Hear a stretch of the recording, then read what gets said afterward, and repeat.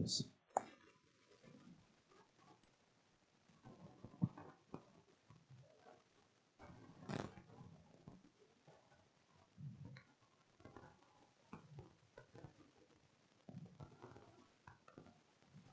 test. Magandang umaga po. Umaga po.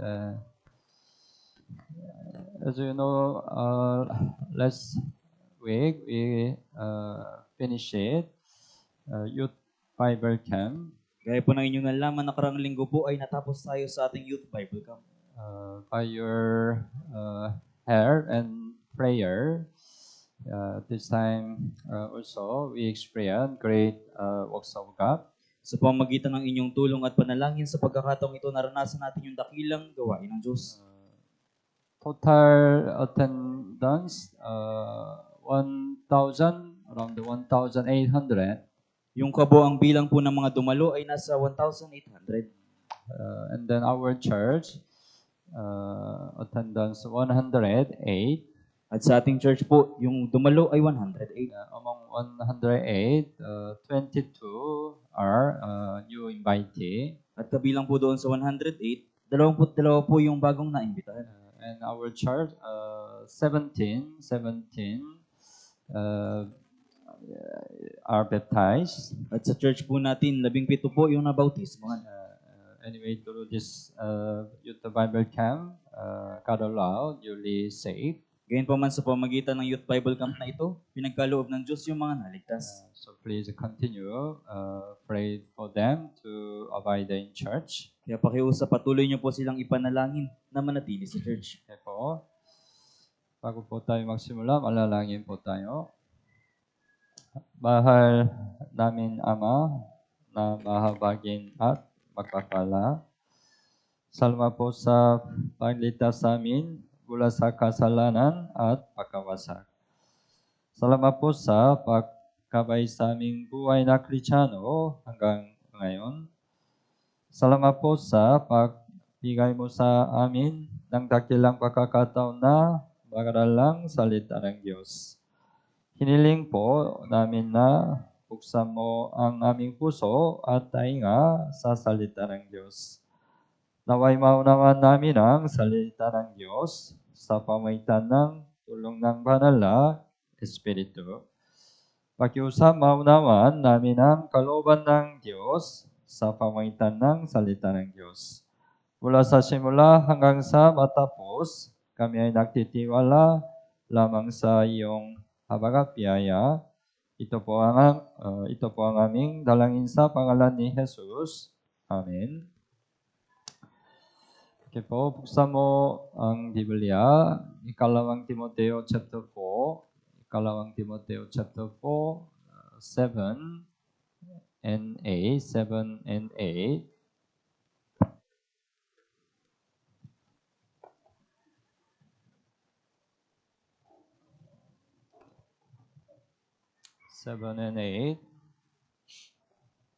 Okay po, basahin po natin ng sabay-sabay. Nakipaglaban ako ng mabuting pakikipaglaban, natapos ko na ang aking takbuhin. Iningatan ko ang pananampalataya. Kaya't mula ngayon ay nakalaan na sa akin ang putong ng katuwiran na ibibigay sa akin ng Panginoon na tapat na hukom sa araw na iyon. At hindi lamang sa akin, kundi sa lahat din naman ng mga naghahangad sa kanyang pagpapakita. We are learning 2 Timothy. Pinag-aaralan po natin ang Ikalawang Timoteo. Verse 7, nakipag ako ng mabuting pakikipaglaban. It's already third time we are learning the fighter, the good fighter. Ito na po yung ikatlong pagkakataon na pag-aaralan natin ang pakikipaglaban ng mabuting pakikipaglaban. Napag-aaralan natin, may tatlong uri ng spiritual na laban. Una, right? Ano po? Pakikipaglaban sa sariling laman. Right? Even though we got saved, we still have a sinful nature. Kahit na nagkaroon tayo ng kaligtasan, meron pa rin tayong likas na pagkakasala. We still have a flesh desire. Meron pa rin tayong pagnanasa ng laman. That's why we have to overcome our fleshly desire. Kaya kailangan nating madaig yung pagnanasa ng laman. It's first fighting. Ito po yung unang pakikipaglaban. Pangalawa, may pakikipaglaban sa makamundo. Right? This word is very strong, right? Yung mundong ito ay napakalakas. That's why this word continuously tempts our heart. Kaya patuloy tayong tinutokso ng mundong ito. That's why we have to overcome this word. Kaya kailangan nating madaig yung mundong ito. We have to fight with this word. Kaya kailangan nating makipaglaban sa sanlibutan.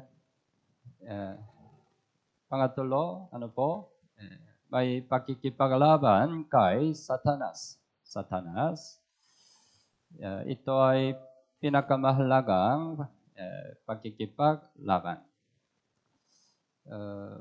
Maybe when we overcome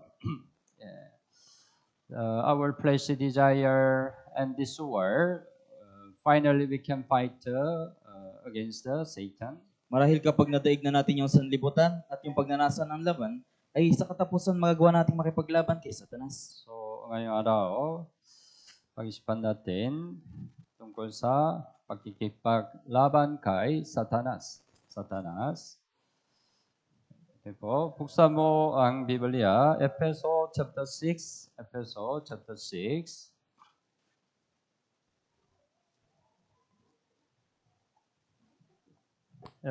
6:12. Efeso chapter 6 verse 12. 6:12. Okay po, basahin po natin ng sabay-sabay. Sapagkat ang ating pakikipaglaban ay hindi laban sa laman at dugo, kundi laban sa mga pinuno, laban sa mga may kapangyarihan, laban sa mga kapangyarihang di nakikita na naghahari sa sanlibutan sa kadilimang ito, laban sa hukbong espiritual ng kasamaan sa kalangitan. Ang ating pakikipaglaban ay hindi laban sa laman at dugo.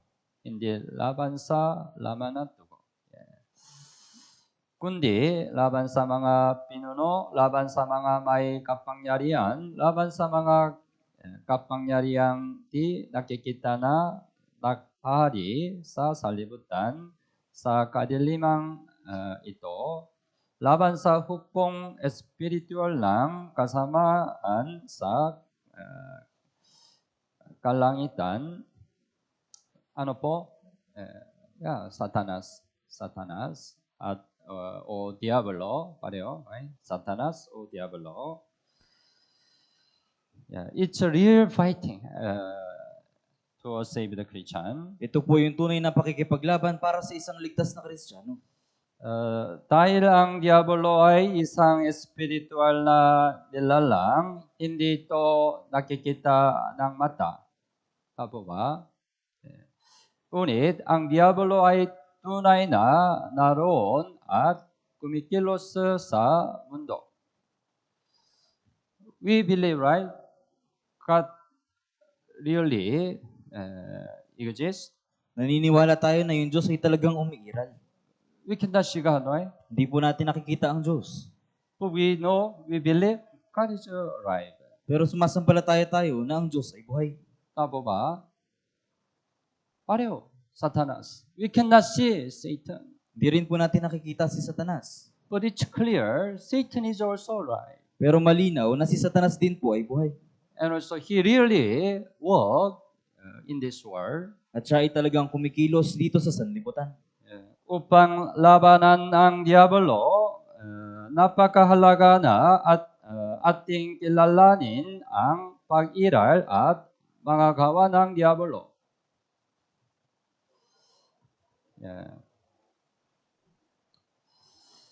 At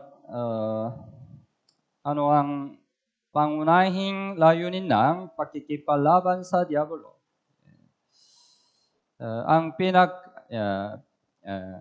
Ang pakikipaglaban sa Diablo ay isa sa pinakamahalagang laban sa lahat. Bakit? Ang pakikipaglaban sa Diablo ay upang akayin ang mga tao sa mundo patungo sa Panginoon at palawakin ang kaharian ng Diyos. Yeah. Ang mga taong hindi pa naliligtas ay nasa ilalim ng kapangyarihan ng diablo. Satan, what's the works of Satan? Ano po yung gawain ni Satanas? Yeah. We know, right? Satan, someday, Satan will go to eternal hell. Alam natin na balang araw si Satanas ay pupunta doon sa walang hanggang The impyerno. Bible says Satan will be stay in hell, the lowest place in hell. Sinasabi po ng Biblia, ni si Satanas ay dadalhin doon sa pinakamalalim na bahagi ng impyerno. But he doesn't want, he go to hell alone. Pero ayaw niya na pumunta sa impyerno ng mag-isa. He wants to bring as many as a people he bring to hell. Gusto niyang dalhin sa impyerno yung maraming tao. That's his work, his trabaho. Kaya yan po yung trabaho ni Satanas. Yeah. That's why he hinder people not to get the salvation. Kaya hinahadlangan niya po yung mga tao para hindi magkaroon ng kaligtasan. And also, he will hinder, save the people's Christian life. At hinahadlangan niya rin maging yung pamumuhay Kristiyano ng ligtas na tao. Because if a saved Christian does not live a good Christian life, they cannot evangelize the lost soul, right? Dahil kung yung ligtas na Kristiyano ay hindi mabubuhay sa mabuting buhay Kristiyano, hindi siya makakapagligtas sa mga ligaw na kaluluwa. Why Satan hinder your Christian life? Bakit hinahadlangan ni Satanas yung pamumuhay Kristiyano mo? No profit, right, to him, right? Wala po itong pakinabang sa kanya. But he know, if we don't live a good Christian life, we cannot evangelize anybody. Pero alam niya na kapag hindi tayo nabuhay sa mabuting buhay Kristiyano, wala tayong ma-evangelize. That's why he focus on salvation over the people. Kaya The nakatuon, hindering salvation over the people. kaya nakatuon siya sa paghadlang sa kaligtasan ng mga tao. Ang mga taong hindi pa naliligtas ay nasa ilalim ng kapangyarihan ng diablo. Kaya sa pamamagitan ng pangangaral ng Ebanghelyo at kanilang kaligtasan, sila ay iniligtas mula sa kapangyarihan ng diablo.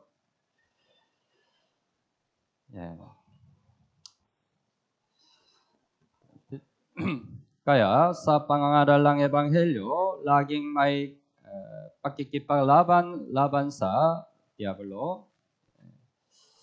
Kaya sinabi ni Apostol Pablo na ipinangaral niya ang Ebanghelyo sa gitna ng maraming labanan.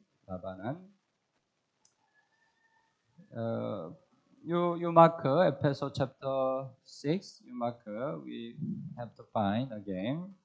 Markahan niyo po yung Efeso chapter 6. Buksan mo ang Biblia, unang Thessalonica chapter 2. Unang Thessalonica chapter 2 verse 2. Chapter 2 verse 2. Okay po, basahin po natin ng sabay-sabay. Bagaman nagdusa na kami at inalipusta sa Filipos, tulad ng inyong nalalaman, ay naglakas loob kami sa ating Diyos upang ipahayag sa inyo ang Ebanghelyo ng Diyos sa gitna ng napakalaking pagsalungat. Nagdusa na kami at inalipusta sa Filipos. A pastor, right, suffered a lot of oppression to preach the gospel. Si Apostol Pablo po, nagdusa siya ng maraming kahirapan upang ipangaral ng Ebanghelyo. Sinabi niya, ipahayag sa inyo ang Ebanghelyo ng Diyos sa gitna ng napakalaking pagsalungat. It's a fighting with the Satan. Ito po ay pakikipaglaban kay Satanas. So we have to understand. We are in great war with the Satan. Kaya dapat nating malaman na tayo ay nasa malaking pakikipagdigma kay Satanas. Satan want to bring many people to hell. Nais dalhin ni Satanas yung maraming tao sa impyerno. Then we have to fight with the Satan. Kaya kailangan nating makipaglaban kay Satanas. We have to save the lost soul from the hands of Satan.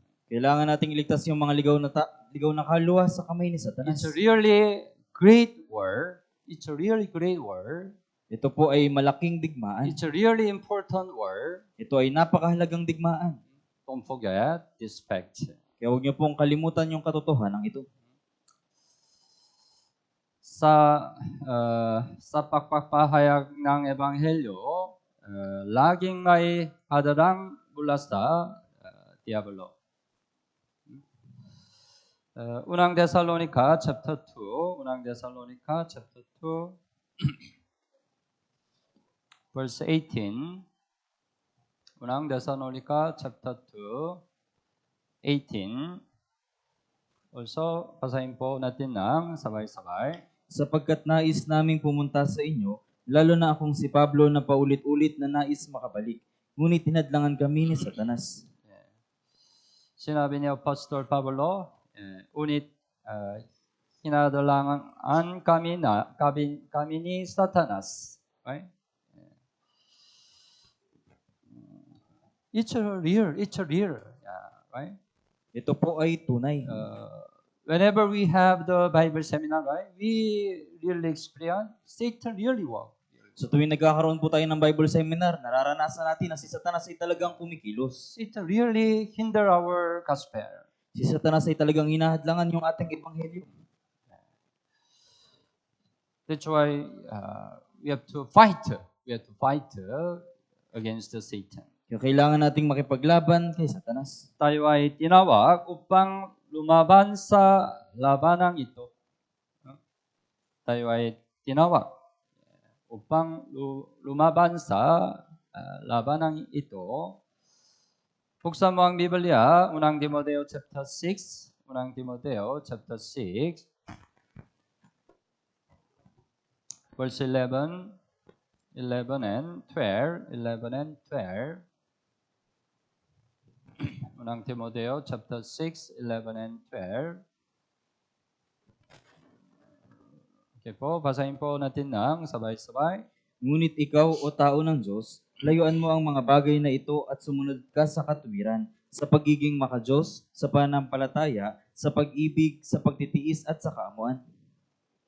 Makipaglaban ka sa mabuting pakikipaglaban ng pananampalataya, panghawakan mo ang buhay na walang hanggan na dito'y tinawag ka, at ipahayag mo ang mabuting pagpapahayag sa harapan ng maraming mga saksi.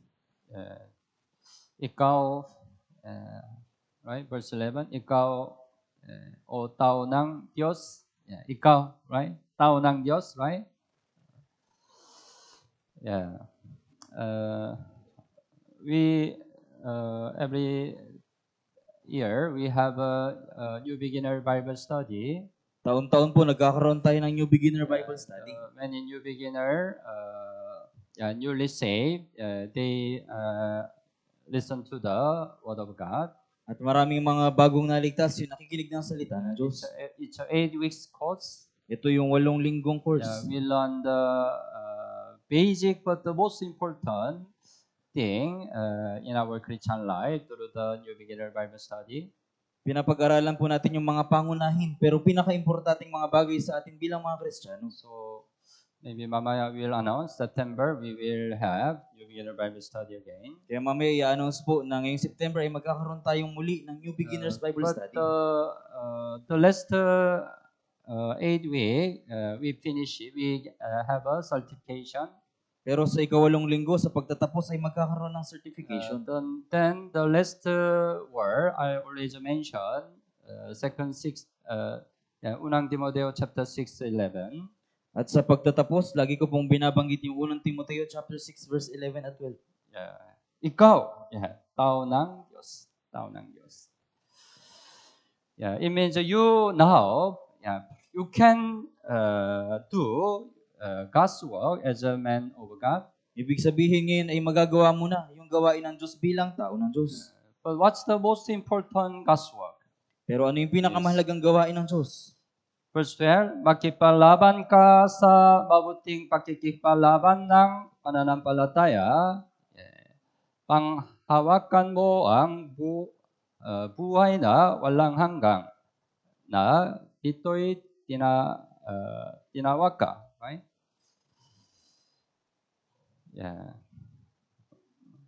You can fight with a good fight. Pwede kang laban sa mabuting You pakikipaglaban. can fight with Satan. Pwede kang makipaglaban kay You Satanas. can save the lost soul. Pwede mong iligtas yung mga ligaw na kaluluwa. But it's hold on the eternal life, right? Ito yung pangahawakan mo, yung buhay na walang hanggan. You are called for this purpose. Para sa libanang ito. Dapat tayong magtagumpay sa laban sa Diablo. Dapat. Because it's related with the eternal life, right? Dahil ito ay may kinalaman sa buhay na walang If we hanggan. don't overcome Satan, we cannot save the lost soul, right? If we cannot overcome Satan, we cannot save the lost soul. Kapag hindi natin nadaig si Satanas, hindi natin maliligtas yung mga ligaw na kaluluwa. Kaya dapat tayong magtagumpay sa laban sa Diablo. Kung ganun, ano ang susi sa tagumpay sa pakikipalaban sa Diablo? Ano ang susi? Kinakailangan nating magsuot ng buong kasuotang pantingma ng Diyos. Kaya po, balikan natin Ephesians chapter 6.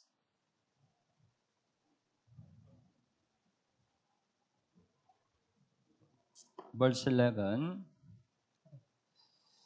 The Bible give the answer how can overcome Satan.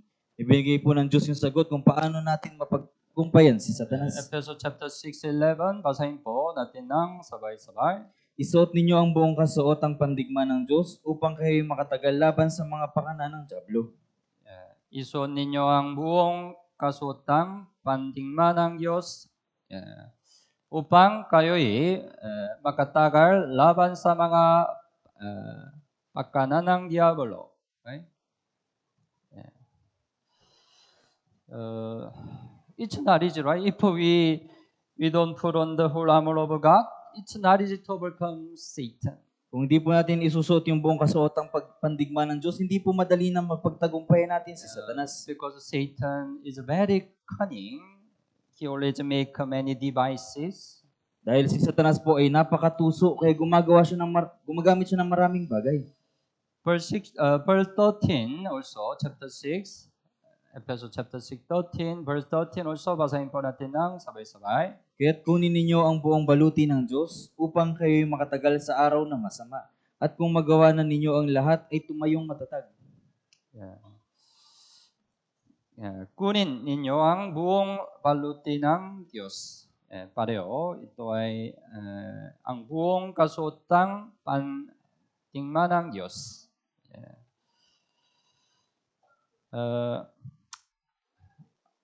Ano ang buong kasuotang pandigma ng Diyos? Ang pangunahing bahagi ng buong kasuotang pandigma ng Diyos ay ang kanyang salita. Verse 14, Ephesians chapter 6, 14 hanggang 17. Also, basahin po natin ng sabay-sabay. Kaya't tumindig kayo na ang inyong mga baywang ay nabibigkisan ng katotohanan na suot ang baluti ng katuwiran at nakasuot sa inyong mga paa ang pagiging handa para sa ebanghelyo ng kapayapaan. Kasama ng lahat ng mga ito, taglayin ninyo ang kalasag ng pananampalataya na sa pamagitan nito ay inyong masusugpo ang mga nag-aapoy na palaso ng masama. At taglayin ninyo ang helmet ng kaligtasan at ang tabak ng Espiritu na siyang salita ng Diyos. Pag-isipan natin, 14 hanggang 17. Una, verse 14, kaya tumindig kayo na ang inyong mga baywang ay nabibigkisan ng katotohanan. Right?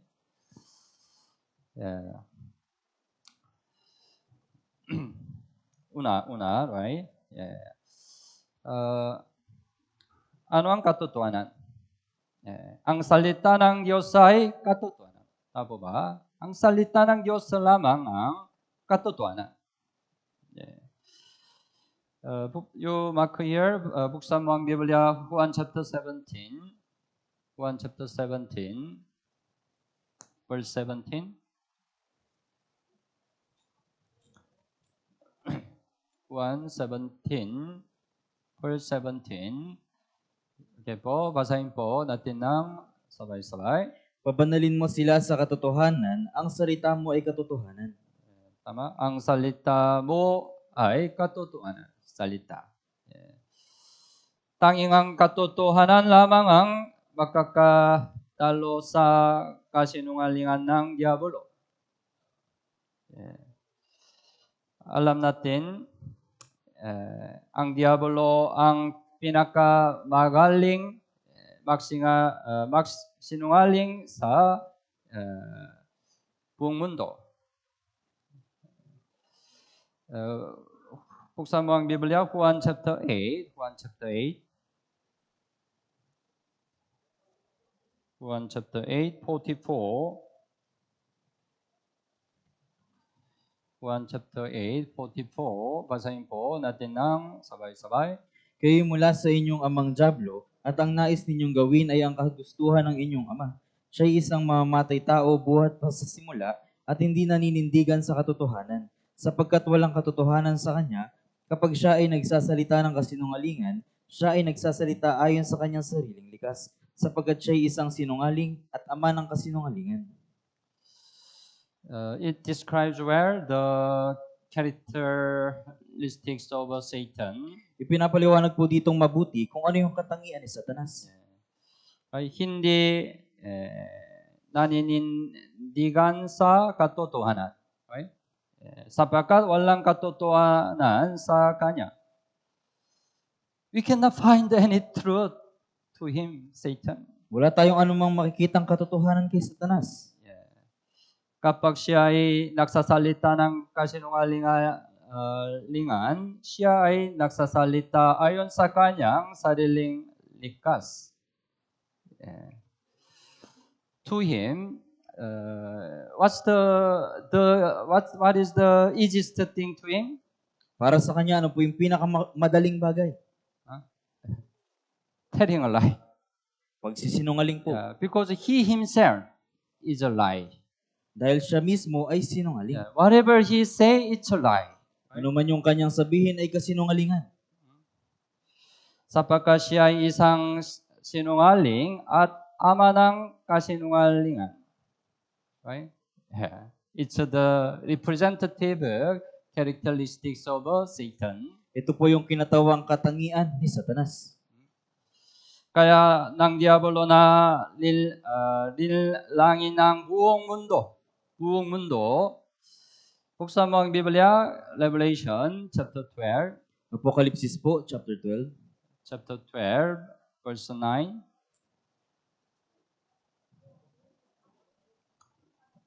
Revelation 12, verse 9. The last Bible. Ang huling aklat po. Okay po. Basahin po natin ng sabay-sabay. At itinapon ang malaking dragon, ang matandang ahas, ang tinatawag na Diablo at Satanas, ang mandaraya sa buong sanlibutan. Siya'y itinapon sa lupa at ang kanyang mga anghel ay itinapon kasama niya. Diablo at Satanas pareho, right? Diablo. Ang mandaraya sa buong sanlibutan.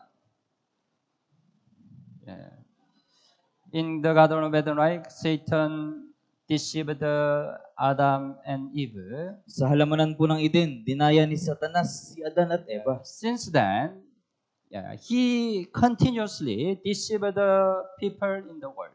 At mula noon, patuloy niyang tinutokso yung mga tao sa sanlibutan. Yes. Until now, right? Many people are deceiving by Satan. Hanggang ngayon po, maraming tao yung nadadaya ni Satanas. Especially many people are deceiving about their salvation. Lalong higit maraming tao yung nadadaya sa pamamagitan ng kanilang kaligtasan. Many people believe in Jesus. Maraming tao yung sumasampalataya kay Jesus. But the problem, right? They don't get the true salvation. Pero yung problema, hindi nila nakukuha yung tunay na kaligtasan. What's the reason? Ano po yung dahilan? Yeah, they are deceiving by Satan. Dahil sila po ay dinadaya ni Satanas By long doctrine, right? sa pamamagitan ng mga maling katuruan. It's really possible, our time. Ito po ay talagang posible sa panahon natin. Our time, Satan can deceive the whole world, right? Sa panahon natin, kayang dayain ni Satanas ang buong mundo. Paano? Our time, right? internet was very developed our time. Dahil sa panahon natin, yung internet ay develop na. That's why very easy to deceive whole world. Kaya napakadaling dayain ng buong mundo. It really happened anytime. Ito ay talagang All time. nangyayari ng maraming beses. Actually, he deceived all the people now. Sa katunayan ngayon, dinadaya niya yung lahat ng tao. Subalit ang tanging makakatalo sa kasinungalingan ay ang salita ng katotohanan. Right? Whatever lie whatever lies are, if truth come, lie disappear. Ano mang kasinungalingan yung meron, kapag dumating yung katotohanan, yung kasinungalingan ay naglalaho. Right? Lie cannot endure truth. Right? Hindi kayang matiis ng kasinungalingan ng katotohanan. There are somebody who lays a terror lie. Merong mga tao na laging nagsisinungaling. Right? Maybe he can deceive many people, right? Marahil, kaya niyang dayain yung maraming tao. But one person know the truth, Pero isang tao ang nalalaman ng katotohanan. reveal the truth. At ipinahayag niya yung katotohanan. Then what happened? Kung gayon, anong mangyayari? Lie cannot stand anymore, right? Yung kasinungalingan ay hindi na muling tatayo. Naintindihan niyo po? That's why Satan fear truth. Kaya si Satanas ay takot sa katotohanan. Yeah. But as we learn, only the word of God is the truth. Pero gaya ng ating nalaman, tanging salita lang ng Diyos ang katotohanan. Yeah. But our side, dapat nating maayos na maunawaan at may paliwanag ang salita ng katotohanan. Ikalawang Timoteo, chapter 2, buksan mo ang Biblia. Ikalawang Timoteo, chapter 2, 15. Chapter 2, 15. Okay po, basahin po natin ng sabay-sabay. Pagsikapan mong humarap na subok sa Diyos, manggagawang walang anumang dapat ikahiya, na gumagamit ng wasto sa salita ng katotohanan. Gumagamit ng wasto sa salita ng katotohanan. It means you have to discern. You have to discern where the truth of word of God. Ibig sabihin, kailangan mong malamang mabuti kung ano yung tunay na salita ng Diyos. Because sometimes even Satan can use the word of God. Dahil minsan, kahit si Satanas, ginagamit niya yung salita ng Diyos. But he used the wrong way. Pero ginagamit niya ito sa maling paraan. That's why our time, right? There are many wrong doctrine. Kaya sa panahon natin, maraming maling katuroan. Satan made many other gospel. Si Satanas yung gumawa ng ibang ebanghelyo. Right? Wrong doctrine, other gospel also teach the Bible, same Bible. Right? Yung maling katuroan, yung ibang ebanghelyo, itinuturo rin yung parehong Biblia. But if we don't discern the word of truth, we will be also deceived. Pero kung hindi nating malamang mabuti yung salita ng katotohanan, tayo rin ay madadaya. Yeah. So we have to endeavor to listen to the word of God carefully. Kaya pag sumikapan nating makinig ng salita ng Diyos ng mabuti. While you listen to the word of God, sometimes you don't focus. Habang nakikinig kayo ng salita ng Diyos, minsan hindi kayo nagtutuon. Sometimes you are sleepy. Minsan kayo ay inaantok. You cannot discern the truth of word of God. Hindi nyo malalaman yung tunay na salita ng Diyos. You have to focus. Kaya kailangan nyo pong magtuon. Then you will not be deceived by Satan. Kung gayon, hindi kayo madaya ni Satanas. At hindi natin dapat tanggapin ng anumang kasinungalingan na hindi ayon sa katotohanan. Ikalawang Korinto, chapter 13, buksan mo ang Biblia, Ikalawang Korinto, chapter 13, verse 8.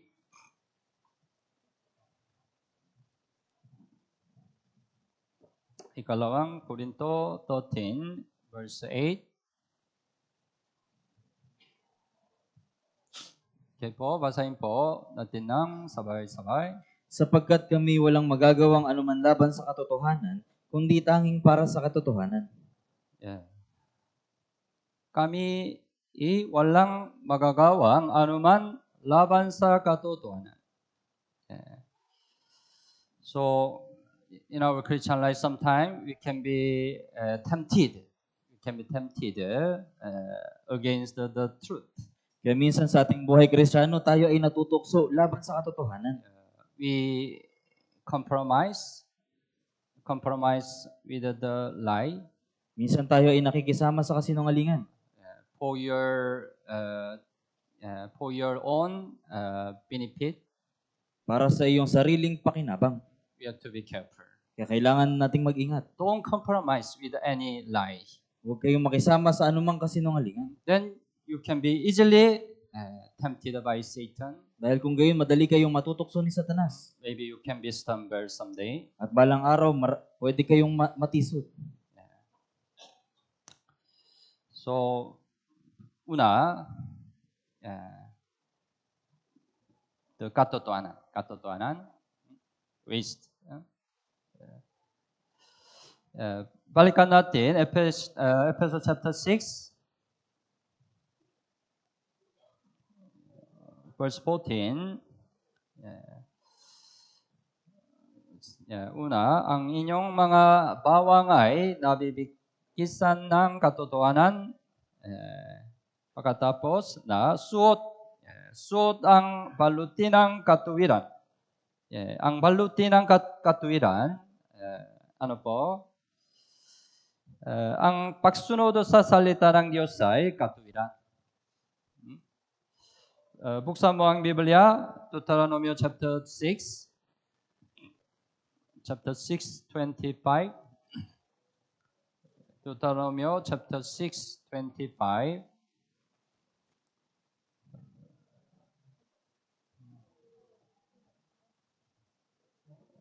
Deuteronomy 6:25.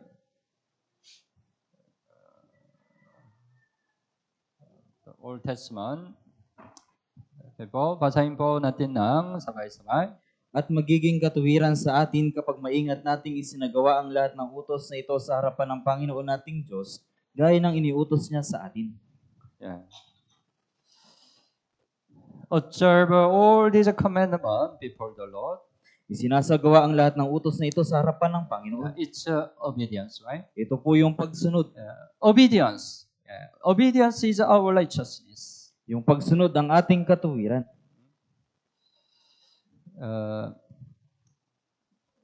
Ang diablo ay kumikilos sa mga taong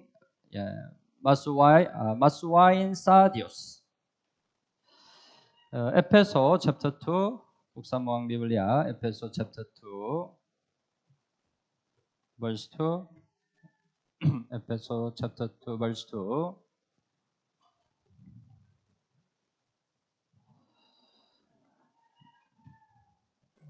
Also, basahin po natin ng sabay-sabay. Na dati ninyong nilakaran ayon sa lakad ng sanlibutan ito, ayon sa pinuno ng kapangyarihan ng himpapawid, ng Espiritu na ngayon ay gumagawa sa mga anak ng pagsuway.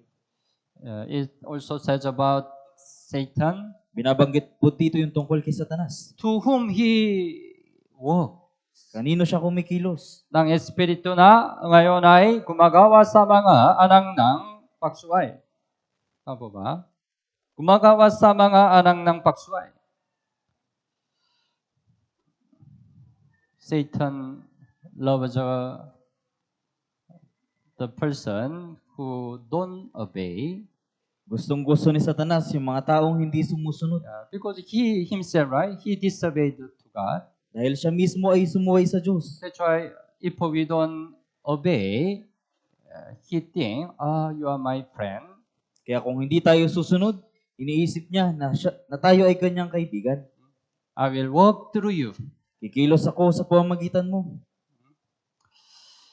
Kung tayo ay palaging namumuhay ng may pagsunod sa Diyos, wala nang puwang ang diablo upang kumilos sa ating buhay.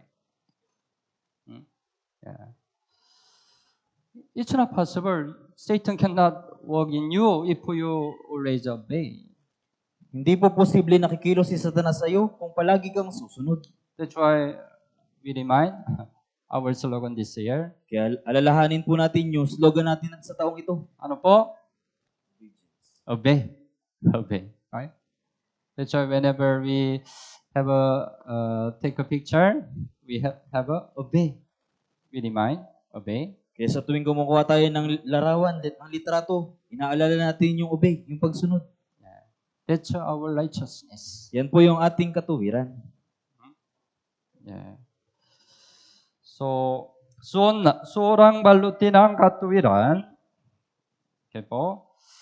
Balikan natin, Efeso chapter 6.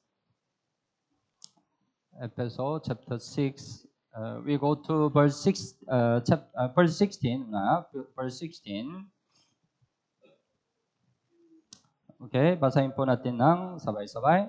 Kasama ng lahat ng mga ito, taglayin ninyo ang kalasag ng pananampalataya na sa pamamagitan nito ay inyong masusugpo ang mga nag-aapoy na palaso ng masama. Ang kalasag ng pananampalataya, right? Ito ay pinakamahalagang bagay. Sa huli, ang ating pananampalataya ay nangmumula sa salita ng Diyos. Roman chapter 10, buksan mo ang Biblia, Roman chapter 10, 17. Romans chapter 10, 17.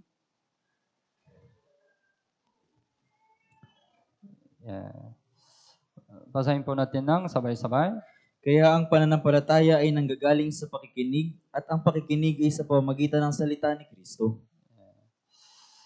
Ang pananampalataya ay nangangaling sa pakikinig at ang pakikinig ay sa pamamagitan ng salita ni Kristo. Ibig sabihin, ang ating pananampalataya ay nangmumula sa salita ng Diyos.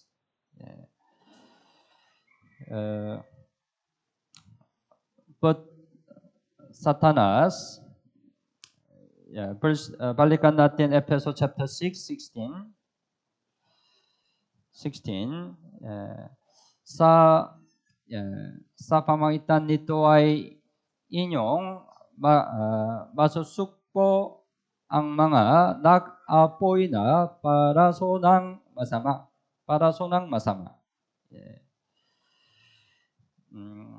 Hindi paraso ng masama, kundi ang mga nag-apoy na paraso ng masama. Nag-apoy. Anong ibig sabihin? Nag-apoy. It means very critical thing. Ibig sabihin, napaka-critical na bagay. Satan always send fear that. Laging ipinapadala ni Satanas yung mga nag-aapoy na palaso.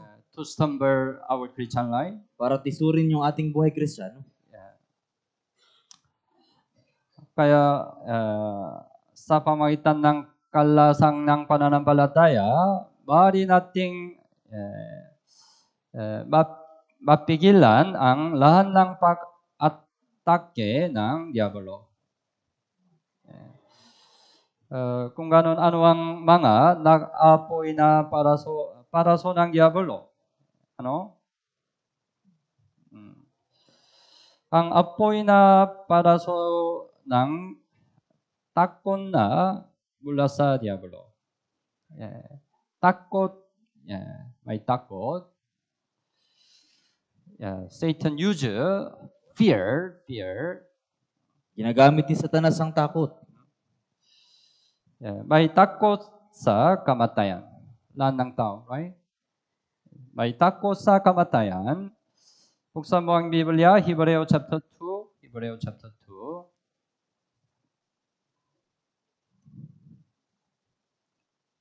Verse 14 and 15. Hebreo chapter 2, 14 and 15.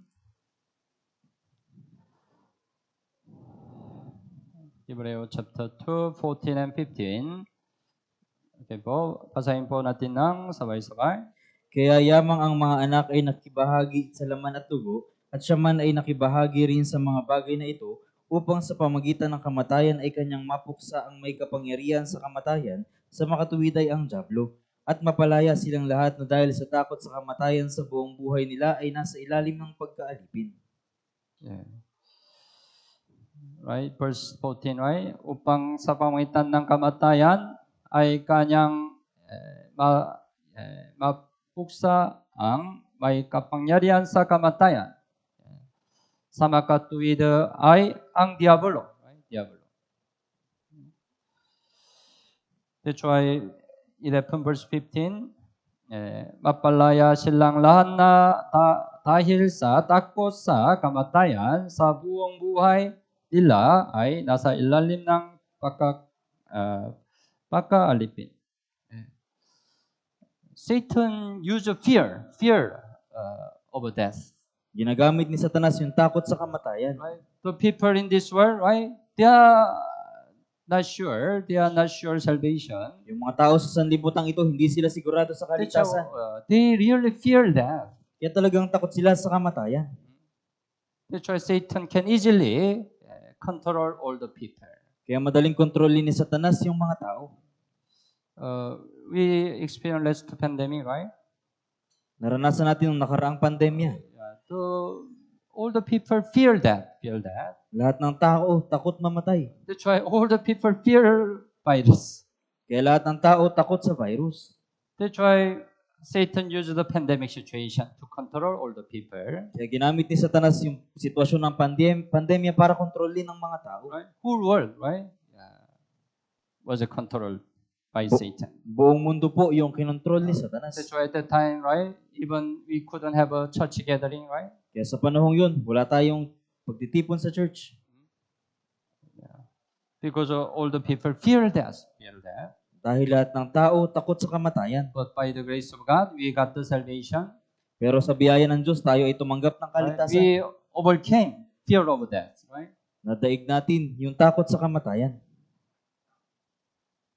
Do you still fear death? Takot pa rin po ba kayo sa kamatayan? Siyempre, our flesh can fear death. Siyempre, yung laman natin, natatakot sa kamatayan. But our spirit has a peace before death.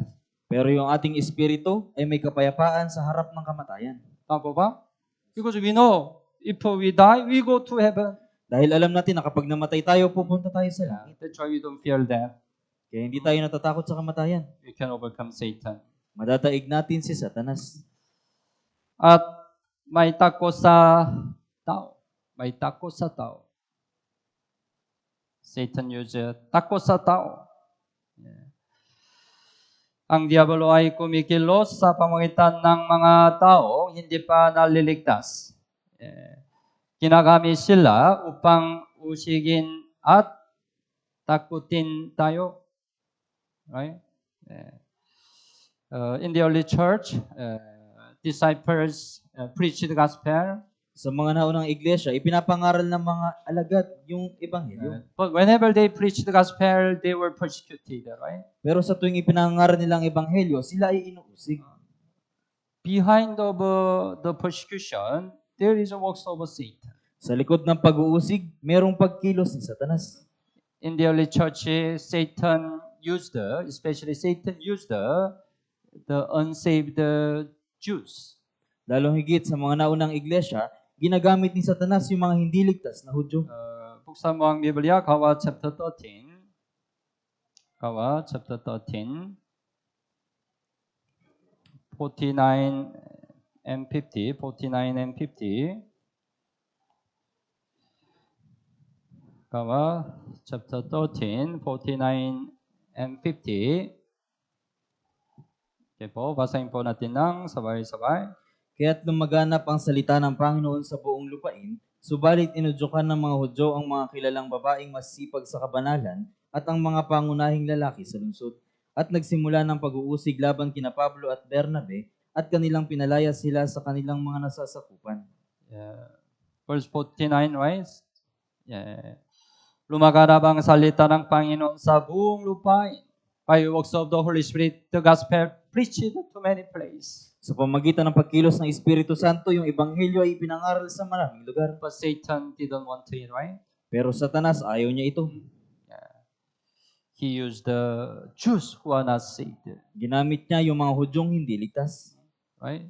Verse 50, subalit, inudiyukan ng mga Hudyo ang mga kilalang babaeng magsisikbak sa kabanalan at mga pangunahing lalaki sa lungsod.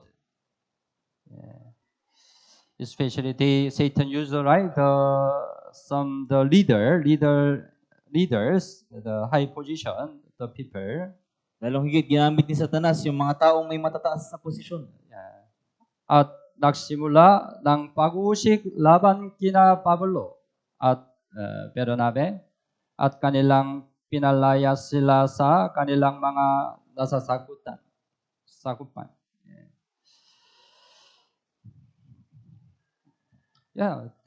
Then many people, right? Many Christians feared the Jews. Kaya maraming Kristiyano yung natakot sa mga Hudyo. There are some people, even though they are saved, they don't follow disciples Kaya yung mga tao kahit na sila iligtas, hindi sila sumunod sa mga alagad. because they fear persecution. Dahil natakot sila sa pag-uusig. But many disciples, right? They didn't fear anybody. Pero maraming mga alagad, hindi sila natakot sa kanino. They didn't fear men. Hindi sila natakot sa tao. They continue preaching the gospel, right? Patuloy silang nangaral ng ebanghelyo. That's why the gospel could come to us until Kaya now, nga yung right? ebanghelyo ay nakarating sa atin. Anyway, there is a persecution whenever we preach the gospel. Gayunpaman, mayroong pag-uusig sa tuwing ipinangaral natin ng ebanghelyo. It's also works of Satan. Ito rin po ay pagkilos ni Satanas. Sa ganitong panahon, kailangan natin ng pananampalatayang nakaugat sa salita ng Diyos. Buksan mo ang Biblia kay Kan 29, chapter 29. Kawikaan po, chapter 29. 29 verse 25. Kay Kan 29, 25. Also, basahin po natin ng sabay-sabay. Ang takot sa tao ay naglalatag ng bitag, ngunit ang nagtitiwala sa Panginoon ay maliligtas. Ang takot sa tao ay naglalagtang ng bitag. We know well, right? Satan uses snare to stumble us. Nalaman natin na ginagamit ni Satanas yung mga bitag para tisurin tayo. Sometimes Satan uses somebody who threaten you. Minsan ginagamit ni Satanas yung ibang tao para bantaan ka. Some parents who are not saved threaten children. Yung mga magulang na hindi ligtas, pinagbabantaan yung mga anak. If you go to a church, Kung pupunta ka sa church, you cannot come to my house. hindi ka na makakabalik sa aking bahay. In the Philippines, it's a very rare. The parents do like that, right? Sa Pilipinas po, bibihira na gawin ng magulang yun sa kanilang mga anak. Because the most of people already believe in God, right? Dahil sa Pilipinas po, halos lahat ng tao naniniwala sa Diyos. But Korea different. Pero iba po sa Korea. Most of the Korean are atheists. Karamihan sa mga Koreano po ay mga atheist. Or they believe Buddhism. O sila ay naniniwala sa mga Buddhist. That's why the situation frequently happen. Kaya yung ganong sitwasyon, madalas na nangyayari. Our family are Buddhism. Yung pamilya namin ay Buddhismo. If you go to church, you are not my son. Kung pupunta ka sa church, hindi na kita anak. Don't come to my house. Huwag ka lang bumalik sa bahay ko. Sometimes the parents threaten. Kaya minsan yung mga ama, yung magulang nagbabanta. Then, right, as a children, we can fear that situation. Kaya bilang mga anak, natatakot tayo sa mga sitwasyon. Right? Then some Christian give up Christian life. Kaya minsan may mga Kristiyanong sinusuko nila yung kanilang buhay Kristiyano. Already snared. Sila ay nabitag. stumbled Christian life, right? Natisod yung kanilang pamumuhay Kristiyano. Yeah, behind of the father who wanna say, Satan works. Satan works. Sa likod ng amang hindi ligtas, merong pagkilos ni Satanas. Subalit, sinabi ng Biblia, unirang nagtitiwala sa Panginoon ay maliligtas, God will keep us, Diyos yung mag-iingat sa atin. right? Don't fear anybody, Kaya right? huwag kayong matakot sa kanino man. God gave the promise, Ang Diyos ay nagbigay ng pangako. right? Isaiah 41, Isaías po, chapter 41. verse 10. 41, verse 10. Okay po, basahin po natin ng sabay-sabay. Huwag kang matakot sapagkat ako'y kasama mo. Huwag kang mabalisa sapagkat ako'y Diyos mo. Aking palalakasin ka. Oo, ikaw ay aking tutulungan. Oo, ikaw ay aking aalalayan ng kanang kamay ng aking katuwiran.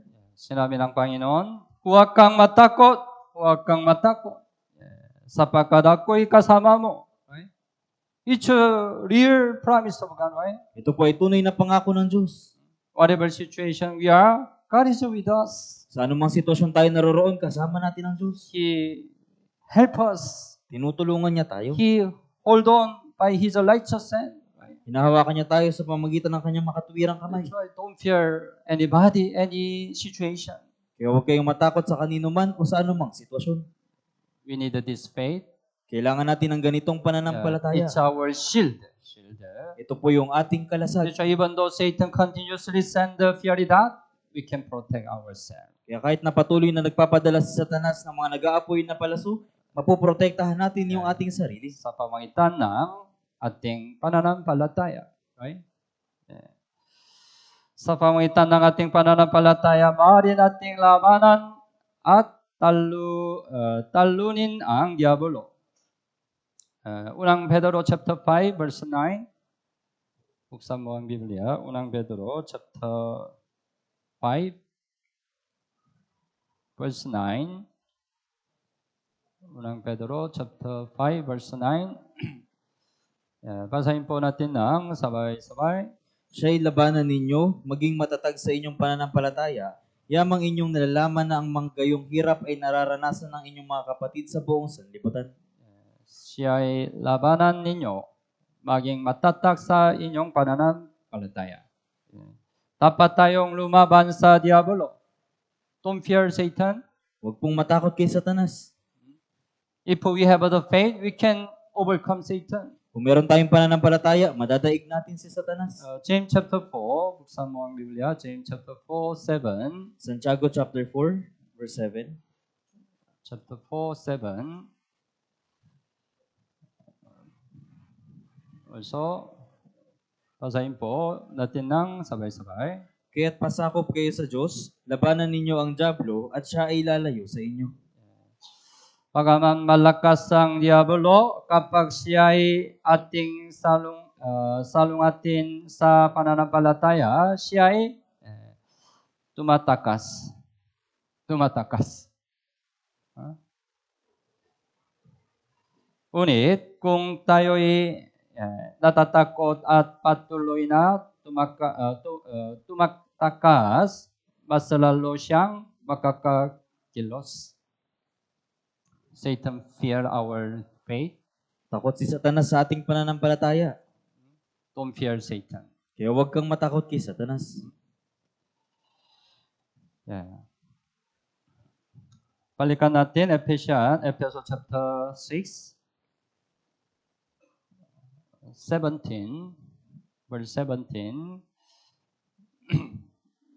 Also, basahin po natin ng sabay-sabay. At taglayin ninyo ang helmet ng kaligtasan at ang tabak ng Espiritu na siyang salita ng Diyos. Taglayin ninyo ang helmet ng kaligtasan. We already have, right? Meron na po tayo nito. Helmet ng kaligtasan, right? Tapos na. At ang tabang ng Espiritu na siyang salita ng Diyos. Ang tabang ng Espiritu, ano po? Na siyang salita ng Diyos. Dapat nating malaman kung ano ang kinatatakutan ng diabolo.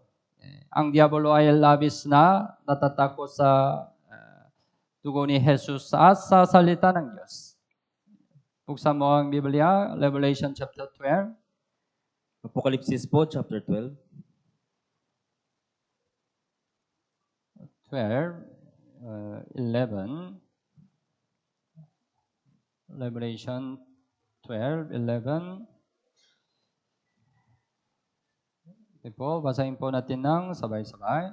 At siya'y kanilang dinaig dahil sa dugo ng kordero at dahil sa salita ng kanilang patutuo, sapagkat hindi nila inibig ang kanilang buhay maging hanggang sa kamatayan. Dahil sa dugo ng kordero, dugo ni Jesus, right? We can overcome Satan. Dahil sa dugo ng kordero, sa dugo ni Jesus, And also the matatagumpayan si Satanas. blood of Jesus, right? Is written in the Bible, right? At yung dugo ni Jesus ay nakasulat sa Biblia. Satan maybe, right? Tempt us. Marahil tutuksohin tayo ni Satanas.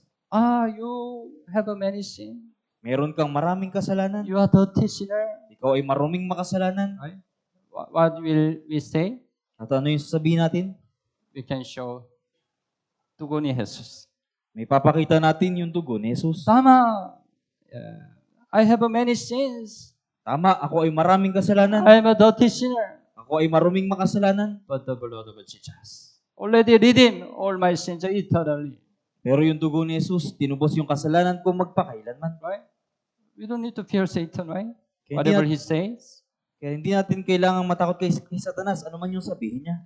At dahil sa salita ng kanilang patuto, Satan feared the word of God.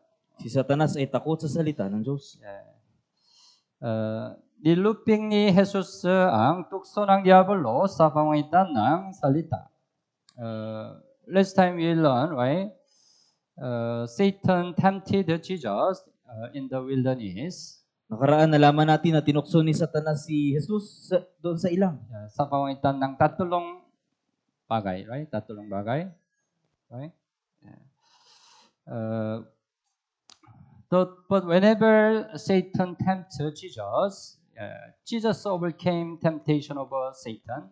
Pero sa tuwing tinutokso ni Satanas si Jesus, laging napagtatagumpayan ni Jesus yung tukso ni Satanas. Paano? Sa pamamagitan ng salita ng Diyos. Sinabi niya, okay, buksan mo ang Biblia, Matthew chapter 4. Chapter 4, verse 4. Matthew chapter 4, verse 4.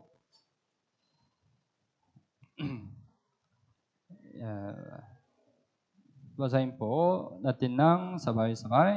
Ngunit siya'y sumagot, nasusulat, hindi sa tinapay lamang mabubuhay ang tao, kundi sa bawat salitang lumalabas sa bibig ng Diyos. Sinabi ni Jesus, nasusulat. He mentioned the Bible, Old Testament. Binanggit niya yung Biblia. Right? Nasusulat. Right? He overcame temptation of Satan by the word of God. Nadaig niya yung tukso ni Satanas dahil sa salita ng Diyos.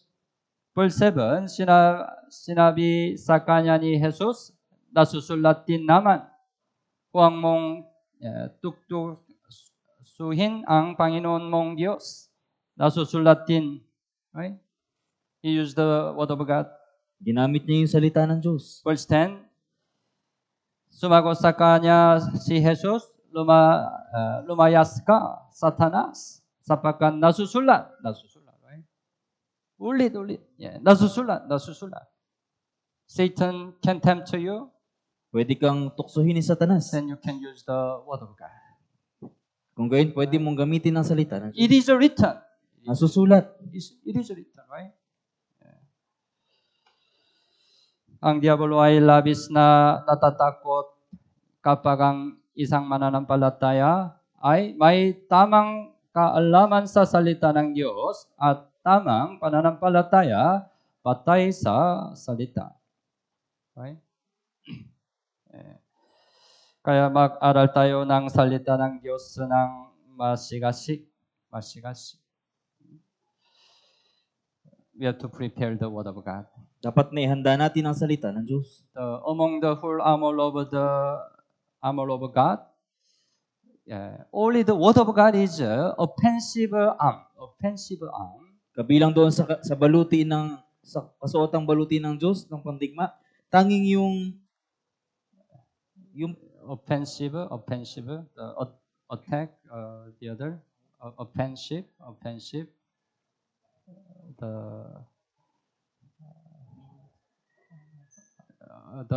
antonym of defensive, offense. tanging yung tabak lang yung pwede nating gamitin na panglaban. Other arm, right? Defensive arm, At yung ibang yung ibang kasuotan ay para sa pagdepensa. 하림바바, you know well the boxing. Nalaman nyo ba yung boxing? Boxing, the defense is important, right? Sa boxing, mahalaga yung depensa. When the other punch, you have to protect, right? Defense. Kapag yung iba ay sumusuntok, kailangan nating dumepensa. But can you overcome the other only by defense? Pero matatalo nyo ba yung iba kung sa pamamagitan lamang ng pagdepensa? It's not possible, right? Hindi po ito You have posible. to also offend. Kailangan mo ring umatake. Tama ba? Yeah. That's why we have to prepare the word of God. Kaya kailangan nating ihanda ang salita ng Diyos. Yeah. We can directly overcome Satan by the word of God. Direkta nating madadaig si Satanas sa pamamagitan ng salita ng Diyos. Ecclesiastes chapter 10. Ecclesiastes chapter 10 verse 10.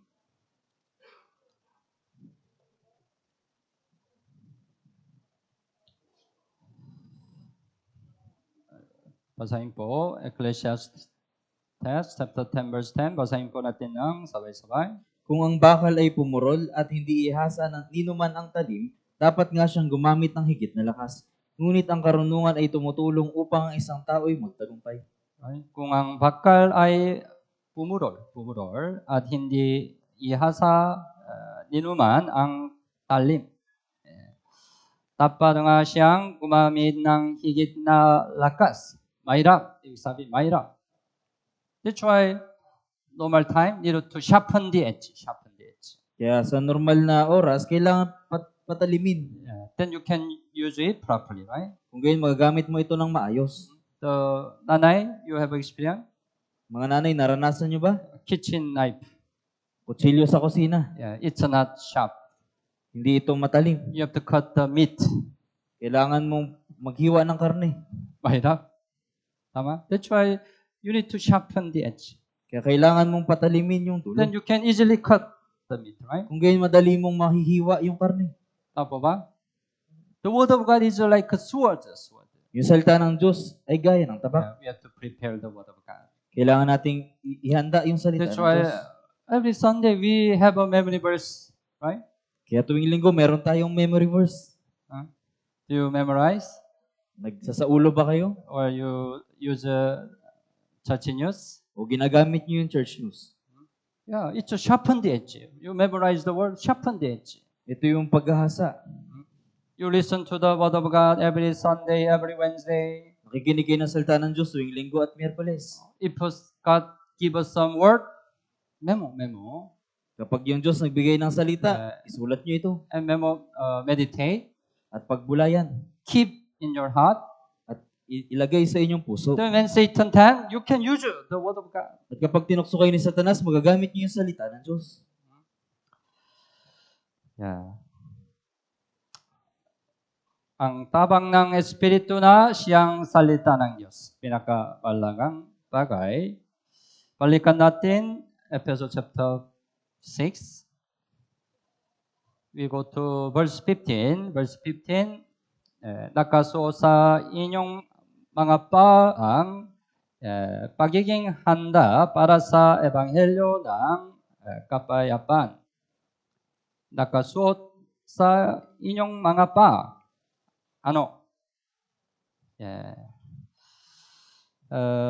Kailangan ng sandalias ng ebanghelyo.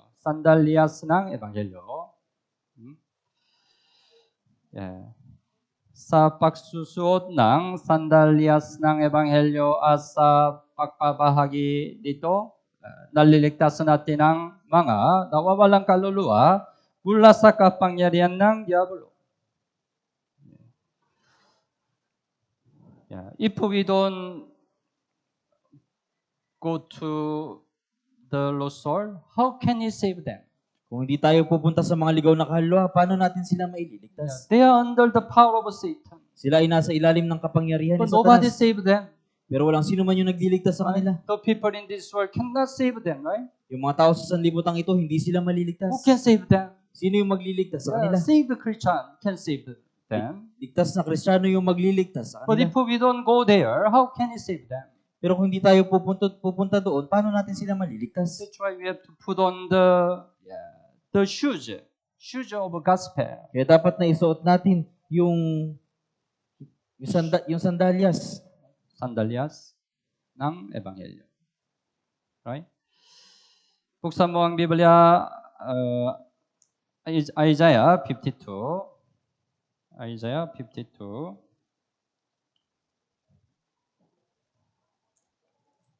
Isaiah 52. Verse 7.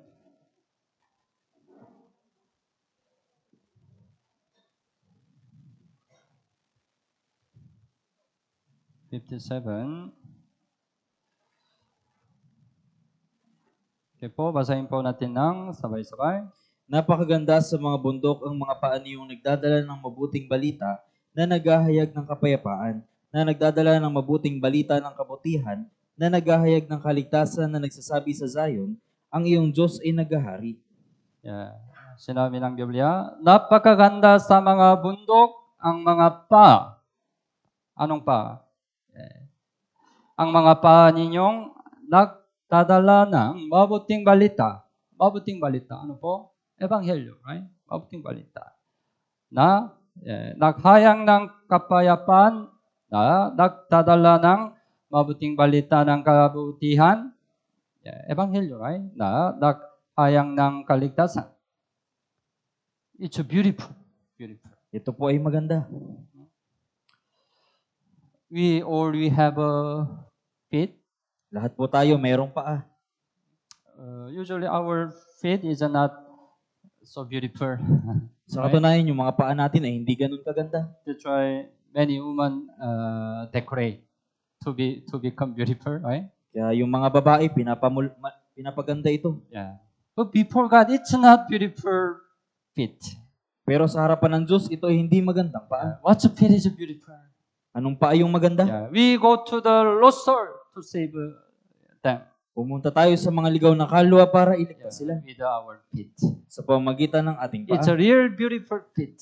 Ito po ay talagang napakagandang paa. You know the hymnal, our hymnal song, 271, the title Mission. Alam niyo po ba yung kanta natin sa hymnal sa page 271, yung mission?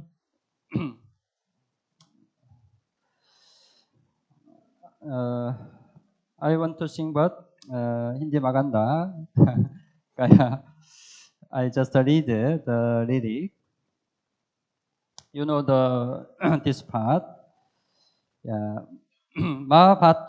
Mabato man ang bundok ako'y tutugon. Hanggang sa dulo ng dagat ako'y tutugon. naintindihan? Mamaya we sing together. Anyway, right? But napakaganda sa mga bundok. Yeah. Going up the mountain, hindi madali, right?